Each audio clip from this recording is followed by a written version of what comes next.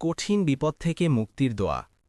কখনো কি মনে হয়েছে চারদিক অন্ধকার, সমস্যার পর সমস্যা, কোনো দরজা খোলা নেই, মানুষ ছেড়ে গেছে, কিন্তু আল্লাহ কখনো ছেড়ে দেন না। আজ আমি আপনাকে এমন একটি দোয়া বলবো, যে দোয়া নবী করিম সাল্লাল্লাহু আলাইহি ওয়াসাল্লাম নিজে কঠিন বিপদে পড়লে পড়তেন। দোয়া হাসবুনাল্লাহু ওয়া নি'মাল ওয়াকিল। উচ্চারণ হাসবুনাল্লাহু ওয়া নি'মাল ওয়াকিল। অর্থ, আল্লাহই আমাদের জন্য যথেষ্ট, তিনি কতই না উত্তম কর্মবিধায়ক। এই দোয়া এমন সময় পড়া হয় যখন শত্রু ভয় দেখায়, সমস্যা পাহাড়ের মতো মনে হয়, আর কোনো উপায় চোখে পড়ে না। কুরআনে আল্লাহ বলেন, যে ব্যক্তি আল্লাহর উপর ভরসা করে, আল্লাহ তার জন্য যথেষ্ট।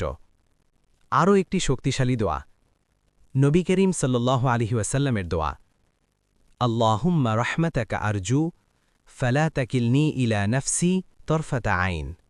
অর্থ, হে আল্লাহ, আমি শুধু আপনার রহমতের আশা করি, এক মুহূর্তের জন্যেও আমাকে আমার নিজের উপর ছেড়ে দেবেন না। যখন মনে হবে আমি আর পারছি না, এই দোয়াটি পড়ুন। আমল কিভাবে পড়বেন?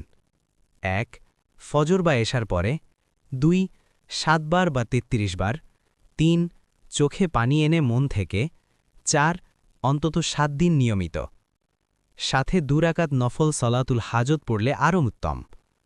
আপনি যদি এখন কোনো বিপদে থাকেন, এই ভিডিওর নিচে লিখুন ইয়া আল্লাহ, আর ভিডিওটি শেয়ার করুন। হয়তো আপনার শেয়ার কারো জীবনে আসার আলো হবে।